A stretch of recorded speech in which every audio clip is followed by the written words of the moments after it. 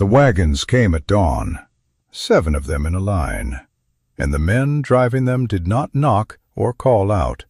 They simply backed the teams up to the fence line behind the old Whitfield barn and began pitching feathers over the rails in great white gusts that caught the wind and scattered across the yard like the sky itself had come apart. By the time the sun cleared the ridge, the pasture behind the house was buried under drifts of down and quill, 12 tons of it by the tally the mill foreman had scrawled on a torn ledger sheet, feathers rejected from 3 seasons of poultry processing because they were too broken, too soiled, too small to sell to the bedding buyers back east. Ruth Whitfield stood on her porch in her nightdress and shawl and watched the last wagon empty itself and roll away without a word from any of the drivers. One man glanced back once, not unkindly, more the look of a man who knew he was doing something he'd be ashamed of if anyone asked him to explain it. Nobody asked. The wagons were gone before she'd finished buttoning her coat. She walked out into it barefoot, the ground already carpeted, feathers rising in small storms around her ankles with every step. And she stood in the middle of what used to be pasture and understood, with the flat, practical clarity that widowhood had carved into her over the last 2 years, that the town had decided her ranch was the place to put what nobody else wanted. Her husband Thomas had died the winter before last, thrown from a spooked horse on a stretch of road he'd ridden 1,000 times without incident, and the ranch had been sliding since, not from any single failure, but from the slow accumulation of things one person could not do alone. The herd was down to 11 head. The north fence needed mending in 6 places. She had sold what she could sell and mended what she could mend, and still the ledger in the kitchen drawer showed more owed than owned. She had gone into town 3 days earlier to ask the mill for work, any work, sorting or cleaning or mending sacks, and the foreman, a heavy-set man named Otis Bramwell, had looked at her the way men looked at widows who asked for things, part pity and part irritation, and told her there was nothing for her. She had not asked about the feathers. She had not known the feathers existed. But she understood now, standing ankle-deep in them, that Bramwell had solved 2 problems on the same morning, an inconvenient surplus and an inconvenient widow, by dumping one on top of the other and calling it settled. She spent that first day simply walking the perimeter of it, hands in her coat pockets, watching the wind lift loose down into the air and carry it toward the tree line. The feathers were mixed, she saw, chicken mostly, but goose and duck scattered through as well. The good pale down clumped in with broken quill and matted clumps too soiled to be worth anything to anyone. It would have been reasonable to burn it, reasonable to let it rot into the ground over a season and call the insult finished. She did neither. She went inside instead and sat at the kitchen table with a lamp burning low and thought about the quilt her own grandmother had pieced together from flour sacks and worn wool during a lean winter 30 years before, and how that quilt had outlasted 3 moves and a fire and still sat folded at the foot of Ruth's bed, warm as anything bought new. The next morning she filled a burlap feed sack with the cleanest down she could gather by hand, sorting it on the porch steps in the cold, separating out the broken quill and soiled clumps by feel more than sight. It was slow work, and her fingers ached by midday, and the sack she'd filled held barely enough to stuff 1 pillow.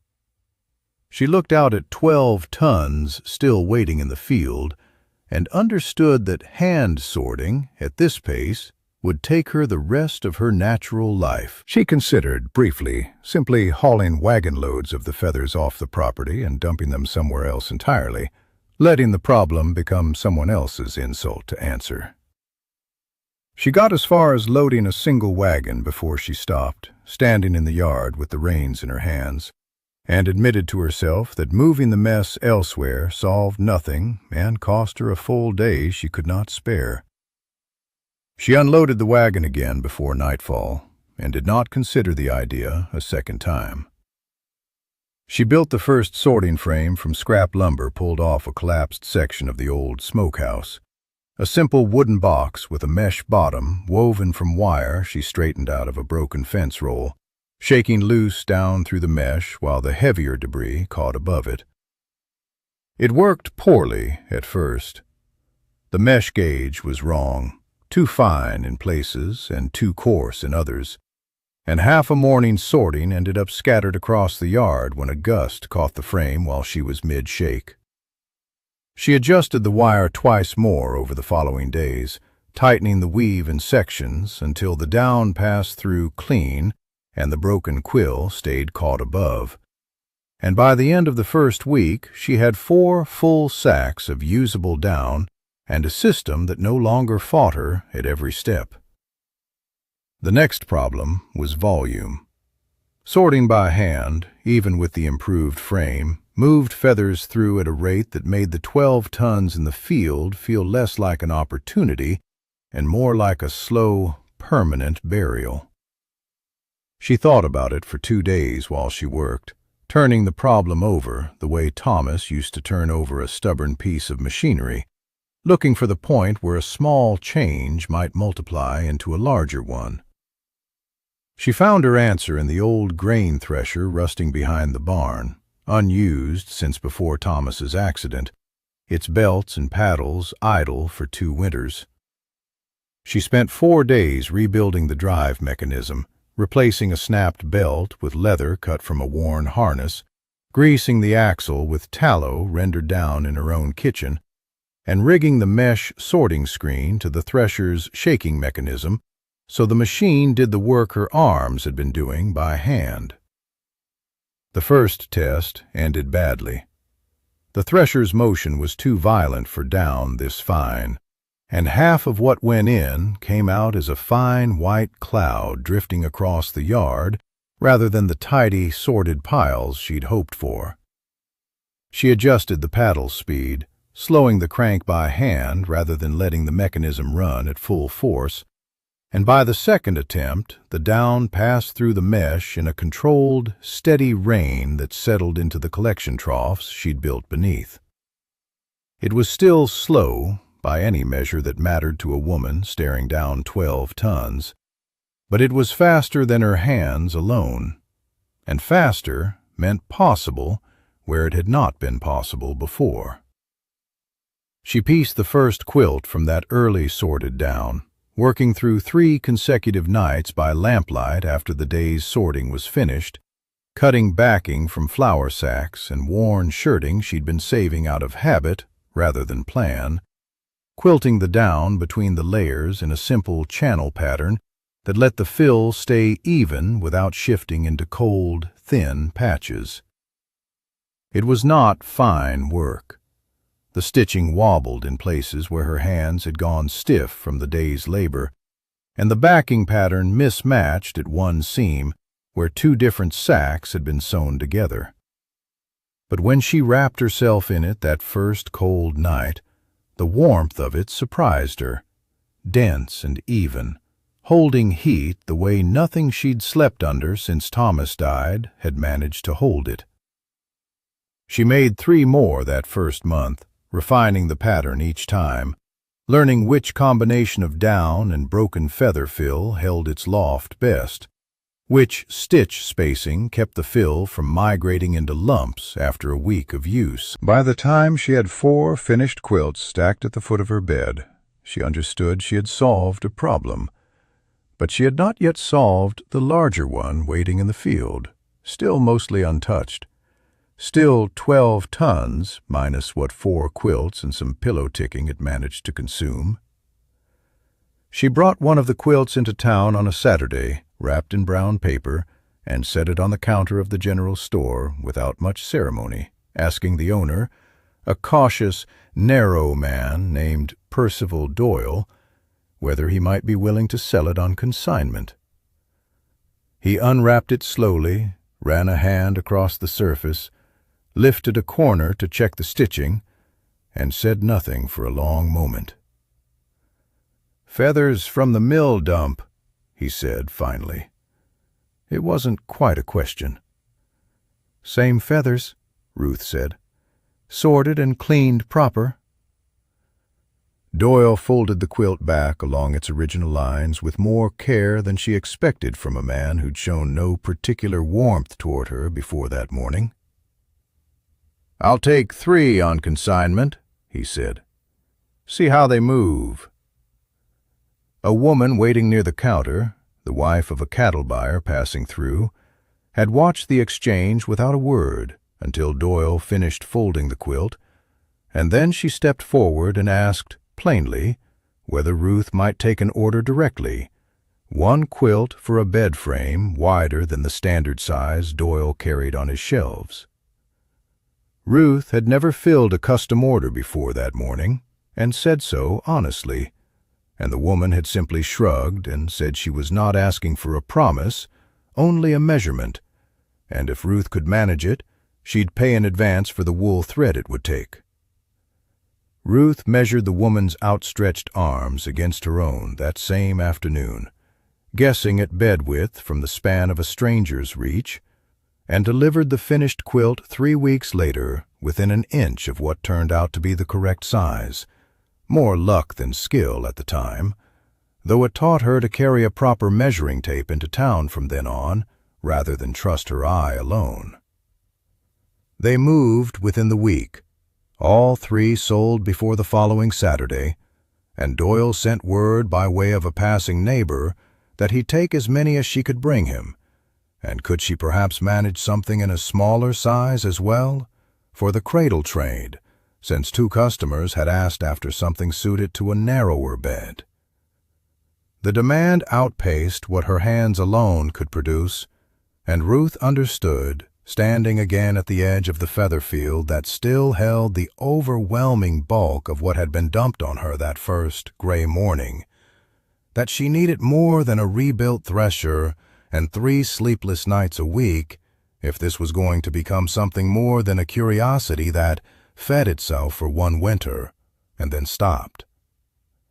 Before Opal ever arrived, Ruth tried working the thresher alone for 6 straight weeks, waking before first light to crank the drive belt by hand and running sorted piles through until her shoulders ached past the point of feeling. She kept a tally on the inside of the barn door, a mark for each full sack of clean, down finished, and some weeks the tally barely moved past 4 or 5 marks, despite every daylight hour spent bent over the machine. She tried running 2 loads at once through the mesh screen, hoping to double her output, and instead clogged the mechanism so badly that she lost half a day just clearing jammed feather and repairing a bent paddle. She learned, slowly and at some cost, that the thresher had a pace of its own, and that pushing past it broke more than it produced. She tried, too, a method of pressing the sorted down into tight bundles for easier storage, wrapping bundles in old feed sack cloth and stacking them along the barn wall to save space while she worked through the backlog. The first several bundles came apart within days, the down settling and shifting until the wrappings split at the seams, and she abandoned the bundling method entirely in favor of simple open sacks that let the down breathe and kept its loft intact until it was needed. It was during that same stretch, cold and short on daylight, that a stranger passed through on the road bordering her property, a peddler with a wagon of tin goods and sewing notions, and stopped without a word to take a handful of loose down drifting near the fence line examining it between his fingers before tucking it into a small tin and riding on without comment. Ruth thought little of it at the time. 2 months later, the same peddler returned, this time with a vest lined in down that matched unmistakably the texture and color of what he'd taken from her fence line that cold afternoon. And he nodded once at her across the yard, a silent acknowledgment that required no further words between them. She hired her first hand that spring, a widow from 2 ranches over named Opal Hendricks, whose husband's death had left her in circumstances not so different from Ruth's own, and the 2 of them worked the sorting frame together through the wet months, trading off the thresher crank when one woman's arms gave out before the other's.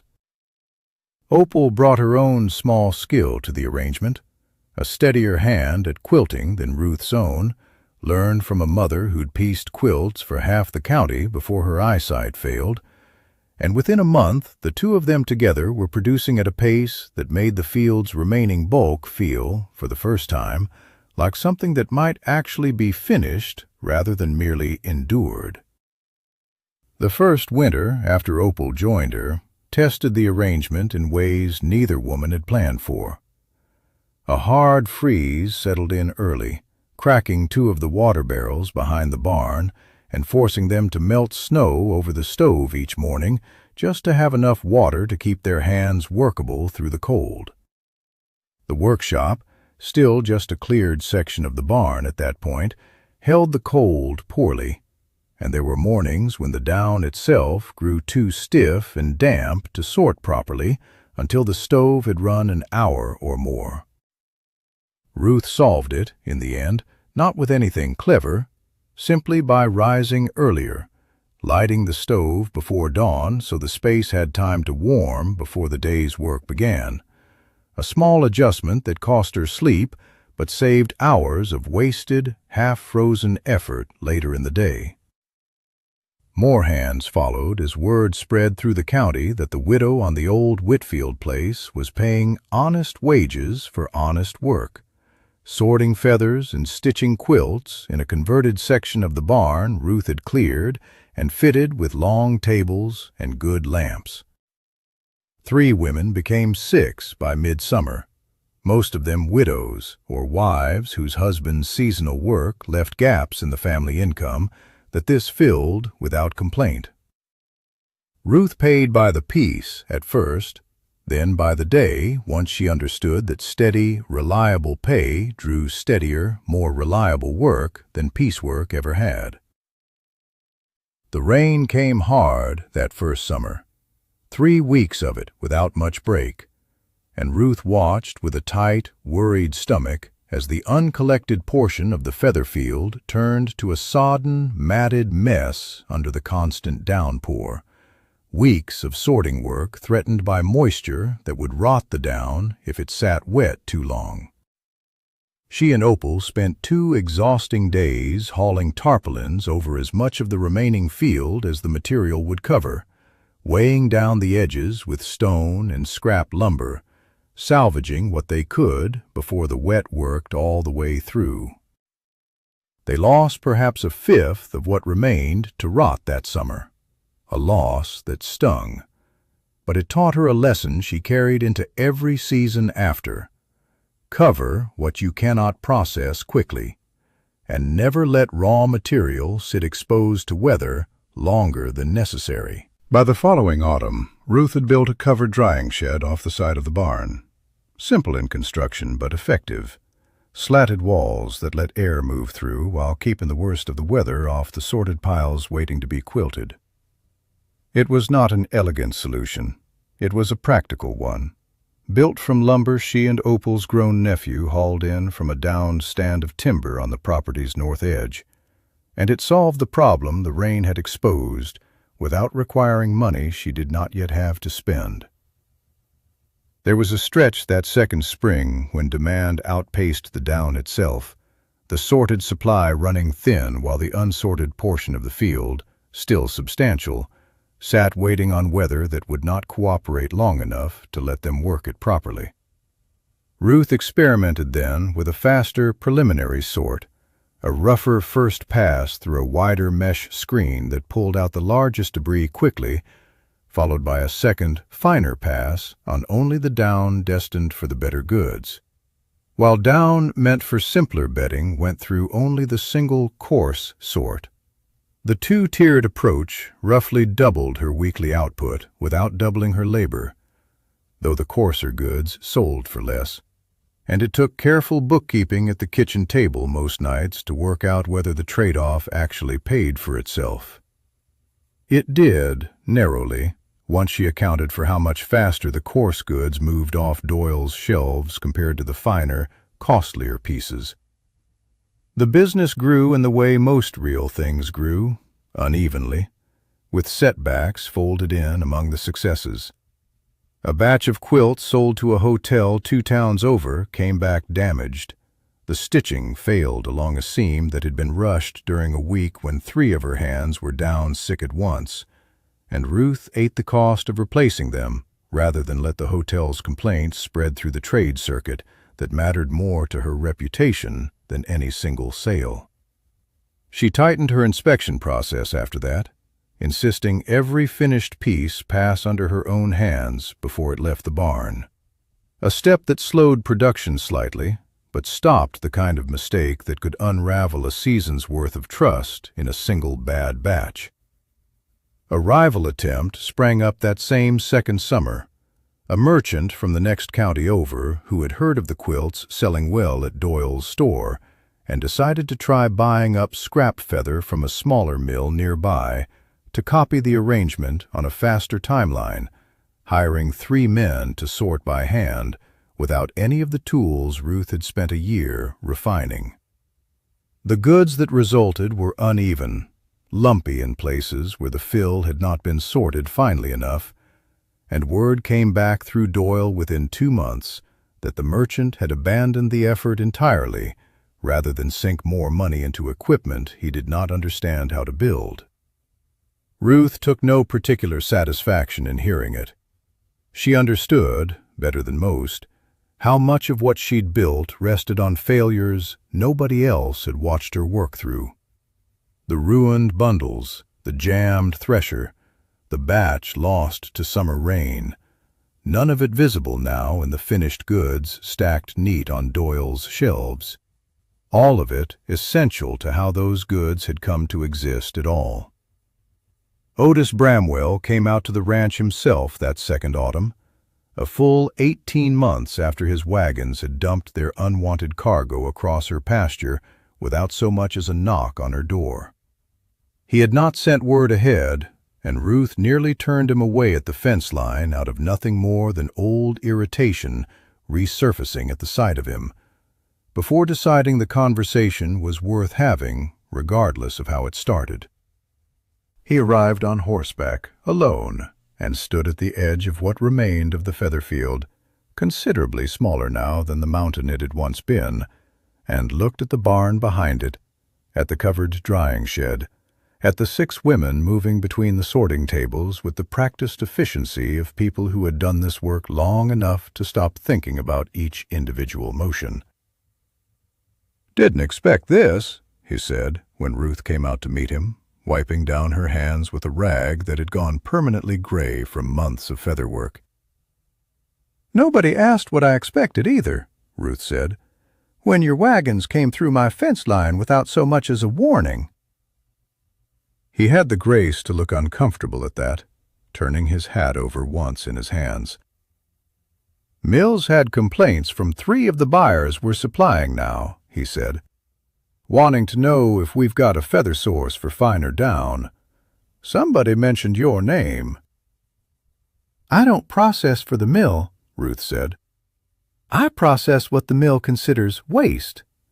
Those are different arrangements." "Could be a different arrangement," Bramwell said, "if the terms were right." She did not agree to anything that day, walking him instead through the workshop at a measured pace, letting him see the sorting tables and the covered drying shed, and the 9 women bent over their work without offering commentary on any of it.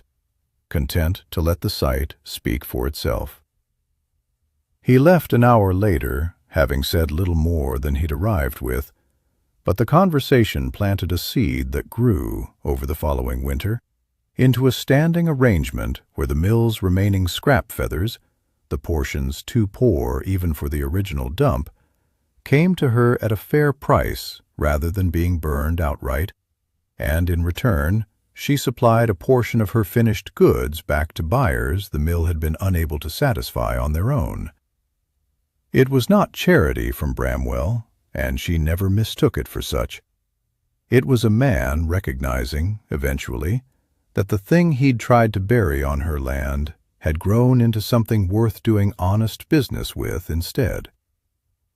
The arrangement with Bramwell brought its own new complications before it settled into something reliable.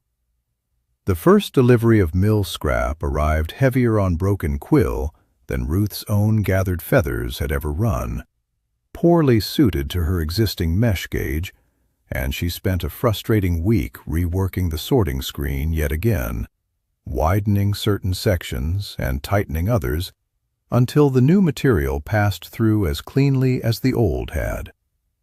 She raised the issue directly with Bramwell rather than simply absorbing the extra labor in silence, and, to his credit, he adjusted what the mill sent her way after that, sorting out the coarsest waste on his end before it ever reached her wagon, a small concession that saved both of them time once it was in place. By the third year, the quilt operation had outgrown the barn entirely, and Ruth used the accumulated profit, modest but steady, to build a proper workshop separate from the animal housing, a long, low structure with real windows for light and a stove at each end for the winter months when working with cold, stiffened hands slowed production to a crawl. She kept the original sorting frame, the crude wire mesh box built from smokehouse scrap and straightened fence wire, mounted on the workshop wall where every new hire could see it, not as decoration, but as a reminder of where the whole enterprise had started.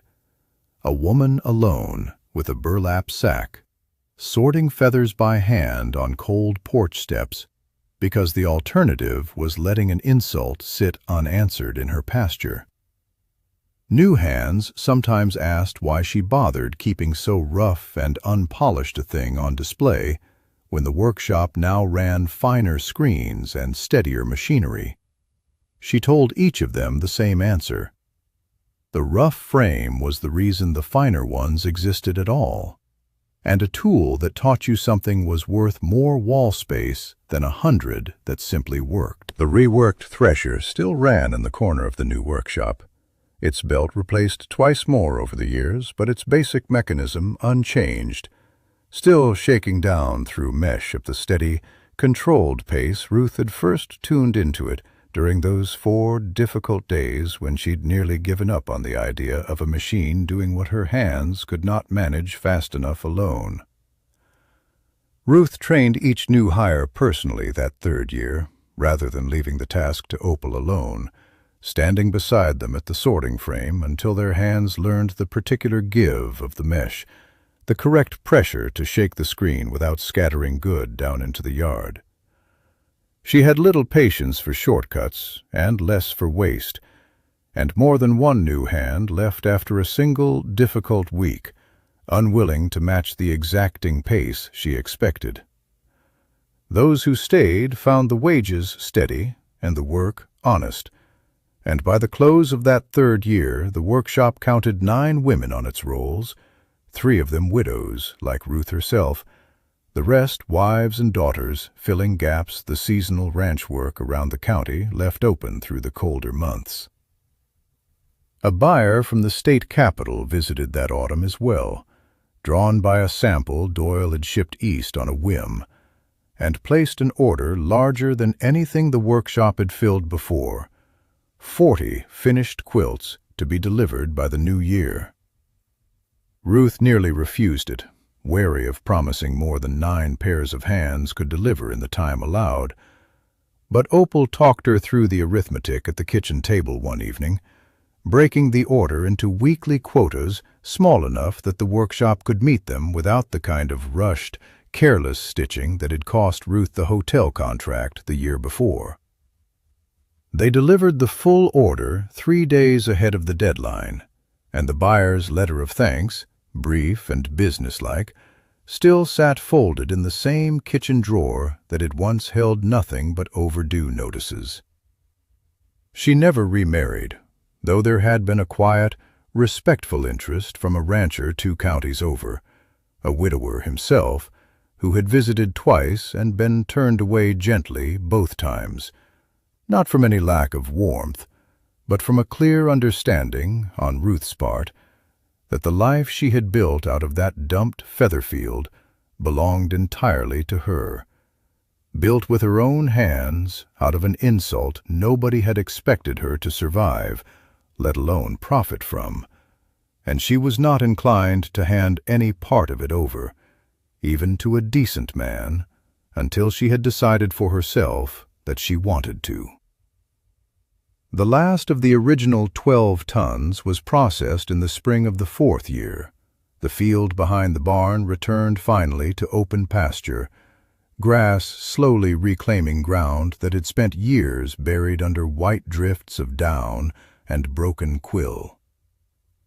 She had woken before dawn that final morning out of old habit rather than necessity, the workshop long since capable of running smoothly without her standing over every table, and she used the quiet hour before the wagon loaded to walk the cleared field on the morning the last wagon load of finished quilts left for the county fair, where her goods would be sold under her own name, printed on a sign Opal had lettered by hand.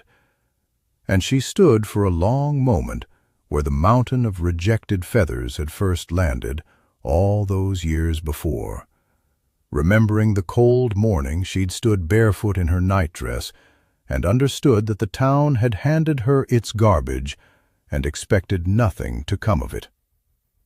Something had come of it. 6 women now drew steady wages from a workshop that had not existed 4 years earlier. A ranch that had been sliding toward failure now carried its own weight, and more besides. The herd rebuilt to 18 head, the north fence mended clean along its full length, the ledger in the kitchen drawer showing owned instead of owed for the first time since Thomas's death. There was a moment that 4th spring, standing in the doorway of the finished workshop, with its real windows and its 2 working stoves, when Ruth found herself remembering a conversation she'd nearly forgotten, one she'd had with Thomas not long before his accident, about a fence line he meant to move to open up more grazing ground. He had sketched it out on a scrap of paper at this same kitchen table, full of plans for a future neither of them had gotten to see through together. She had kept that scrap of paper for a long while after he died, tucked into the same drawer that now held the buyer's letter from the capital. And there were nights, early in her grief, when the sight of his handwriting had been more than she could bear to look at. She did not think of him any less now than she had in those early months, but the grief had settled into something she could carry alongside the work, rather than something that stopped the work entirely. And she suspected, without being able to say exactly why, that he would have found more to admire in the workshop full of lamplight than he ever would have in the fence line he'd sketched and never got to build.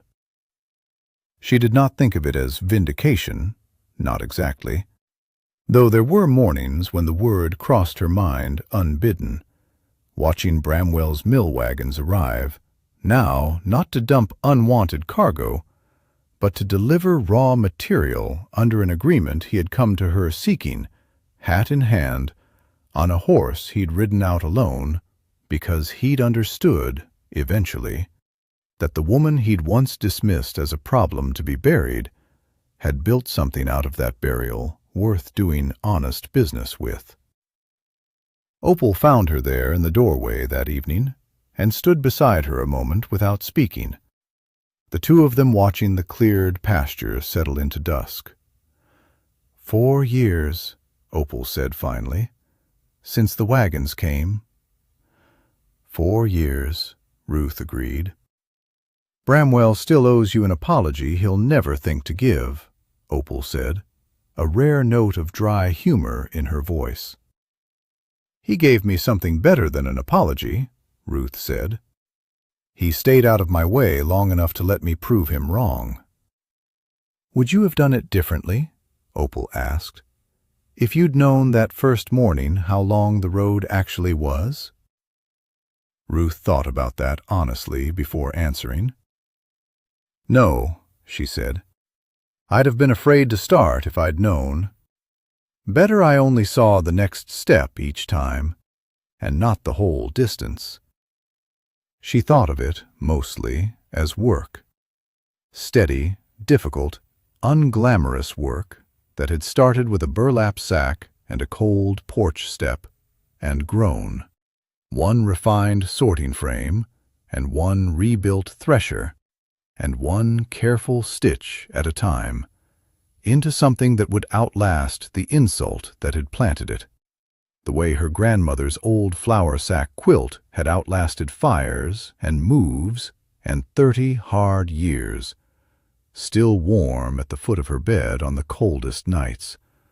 Proof enough that the things people threw away were not always finished simply because someone had decided they were worthless. The workshop lamps stayed lit late into that spring evening. The women bent over their tables, finishing the season's last orders before the fair, and Ruth moved among them, checking seams and fill by hand, the way she always had, testing loft with her palm the same way she'd tested it on that very first quilt 3 winters earlier, when warmth alone had been enough to tell her she'd found something worth building on. Out past the windows, the cleared pasture stretched quiet and green in the last of the light. No trace left of the mountain of rejected feathers that had once buried it. Only open ground and a fence line mended clean along its full length, waiting for whatever came next.